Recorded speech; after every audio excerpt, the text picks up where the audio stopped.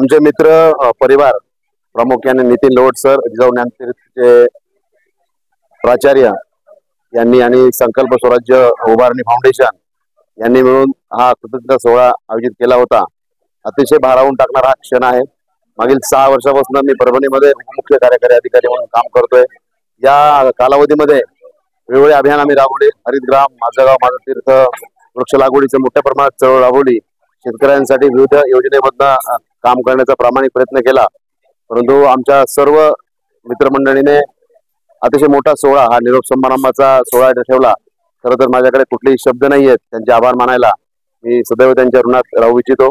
यापुढेही त्यांनी हा जो कार्यक्रम केला, जबाबदारी वाढलेली आहे माझी। जिथे जात आहे तिथे पण उत्तम काम करण्याचा मी प्रयत्न करेन। मी असो किंवा आदरणीय उंबव असो, आम्ही सर्व शेतकऱ्याचे पुत्र आहोत आणि गावाकडली माणसं आहोत। तर गावाकडल्या माणसामध्ये गावखेडी ही चांगली व्हावी, प्रेमाची, आनंदाची, सौख्याची व्हावी आणि सोप्या भाषेमध्ये गाव ही शांततामय सहजीवनाचं अधिवास व्हावं, या भावनेनं आम्ही सर्वजण आपण काम करू।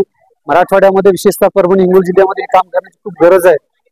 तर सर्व नागरिकांना एक कुठल्याही श्रेयवादाची बाब न करता किंवा कुठलीही बाकी राजकीय बाबी विचारात न घेता गावाच्या विकासासाठी शिक्षण, अभ्यासिका, वाचनालय आणि हरितग्राम आणि इतर सर्व चांगले विधायक उपक्रमासाठी पुढाकार घ्यावा।